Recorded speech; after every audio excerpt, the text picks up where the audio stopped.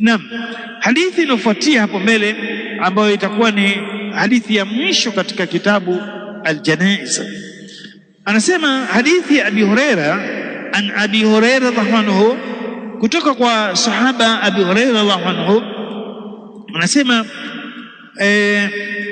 qala Rasulullah sallallahu alaihi wasallam, amesema Mtume sallallahu alaihi wasallam, man shahida aljinaza, man shahida aljinaza, maana man shahida bimaana man hadara, kama alivyoandika Sheikh Uthaymeen katika sharh yake. Man hadara kwa Kiingereza ni kwamba ni yule mwenye kuattend, mwenye kuattend, kwamba mtu fulani ameattend, yupo, fulani absent. Sasa yeyote ambaye mwenye kushuhudia jeneza, man shahida aljanaza, yeyote ambaye mwenye kushuhudia jeneza, na hii yakusudiwa kwamba ni yule maiti aliyokuwa mlenda ni jeneza, kwa sababu jeneza linaweza likawekwa hapo basi likawa lipo tu, lakini akishaingizwa maiti mle ndani, sasa ndio linaanza kutafsiriwa. Kwa hiyo Mtume swalla salam akasema man shahida aljinaza, yeyote mwenye kushuhudia jeneza, bimaana man hadhara, akawa ameattend katika shughuli ya yule maiti, hatta yusalla alaiha, mpaka likasaliwa, kwa maana akasaliwa yule maiti alikuwa katika jeneza, hatta yusalla alaiha, mpaka likasaliwa, falahu, basi atapata mtu huyo qiratun, atapata qiratun.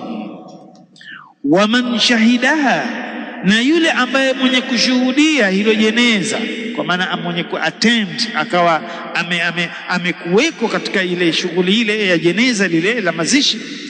Wa man shahidaha, na mwenye kushuhudia hilo jeneza, hatta tudfana, mpaka kuzikwa, kwa maana kuzikwa yule maiti, hatta tudfana, mpaka kuzikwa, kwa maana kaenda mpaka makaburini, kama anavyosema Sheikh Uthaymeen, kwa maana tudfana bimaana akenda katika makaburi, yani hatta yufragha min dafniha, mpaka pakawekwa pale wakafukiwa maiti, basi huyu anaambiwa hatta tudfana, bimaana mtu anaweza kenda makaburini kule kasalia, alafu akenda makaburini, ile jeneza tu linawekwa pale, maiti hajatolewa kuingizwa katika mwanadani, yeye mtu huyo akaondoka.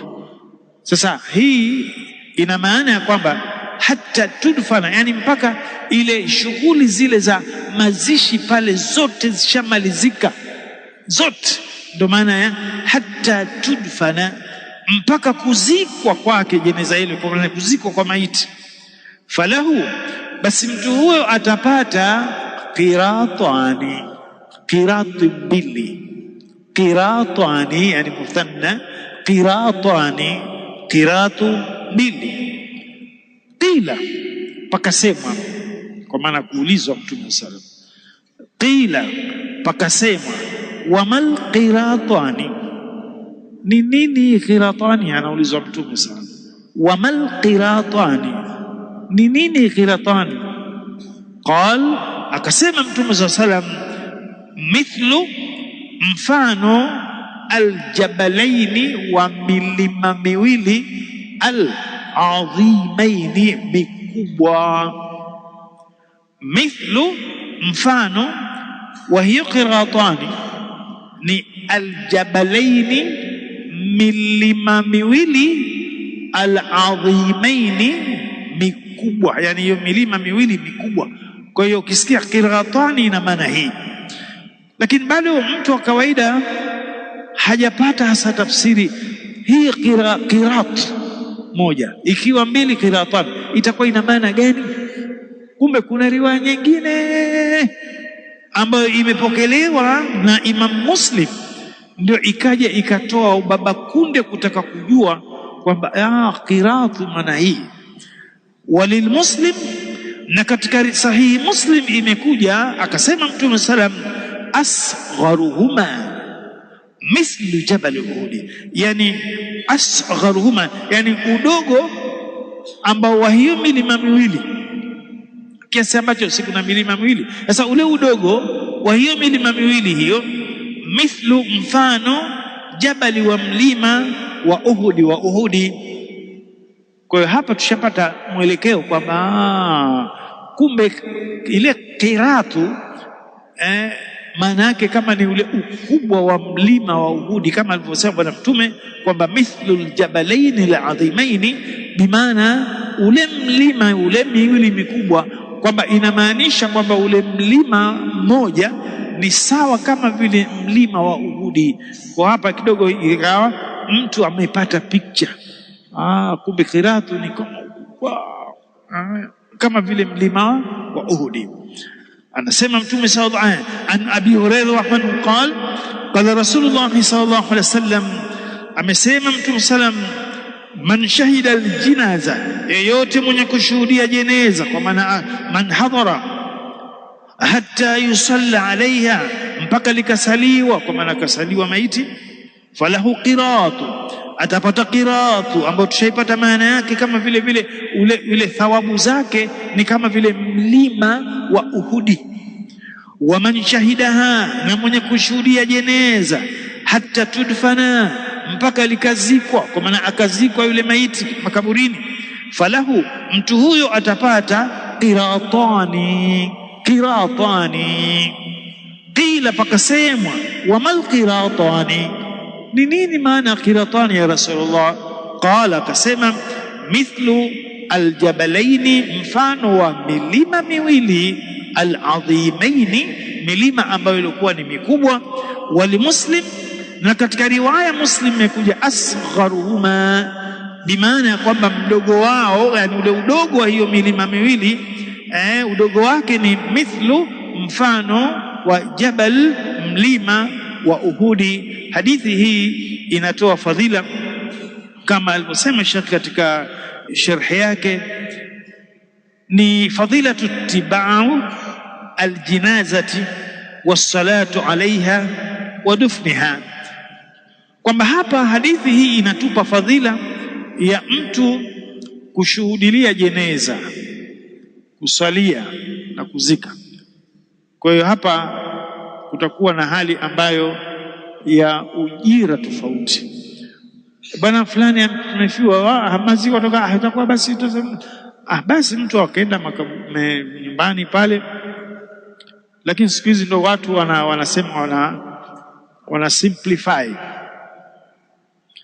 vipi, maamuri, kila kitu maamuri. Kusema kweli, swala hili watu wanaona ni urahisi sana, kwa mazishi maamuri. Lakini mazishi hasa ni pale ambapo mtu alipokuwa katika hali ambayo labda nyumbani kwake au kwa nani wake maana akaondokea pale akasali. Hii ndiyo ambayo ilikuwa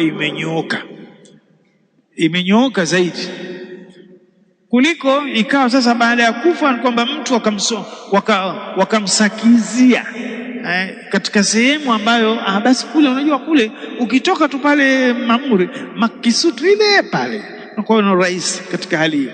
Kweli geographical position ya mji inaonekana kama kwamba ni tabu, mafoleni na hivi.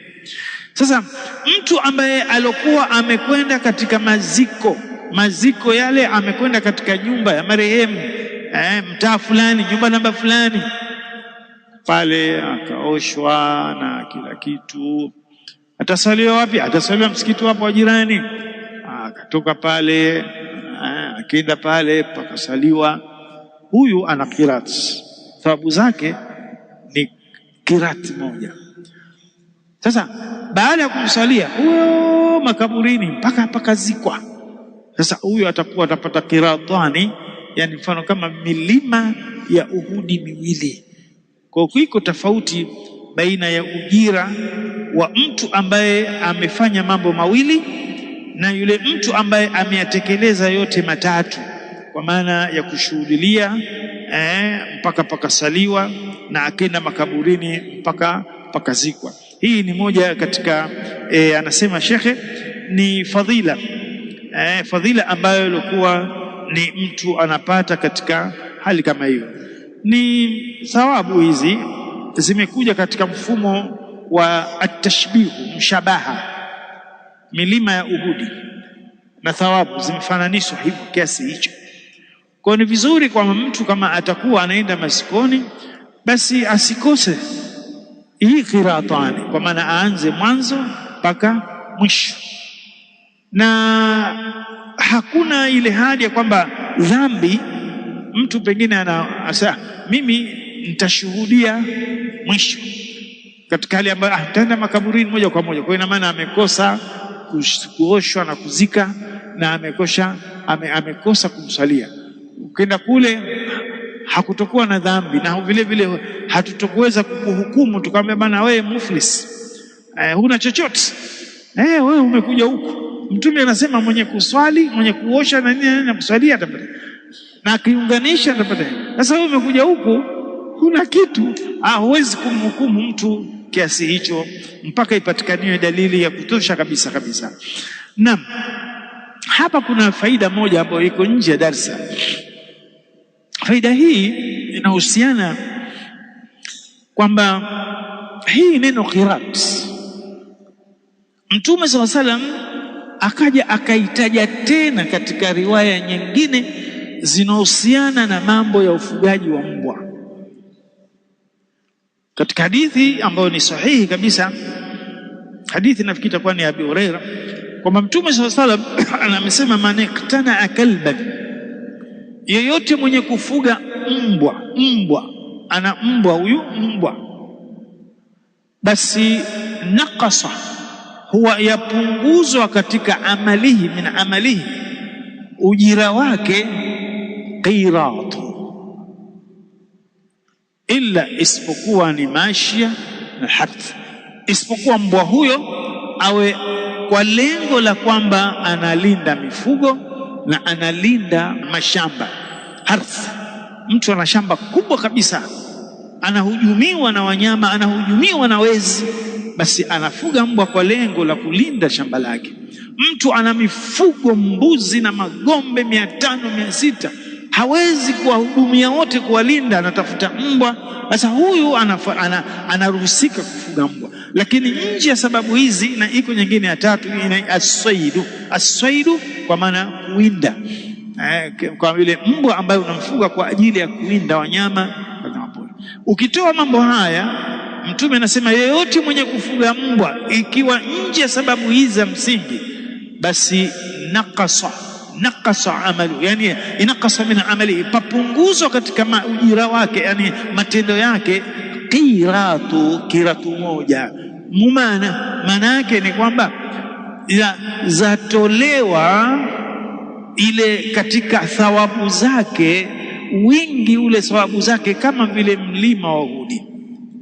Na wengine wakafasiri, kuna baadhi ya tafsiri nyingine mbalimbali za kimahesabu.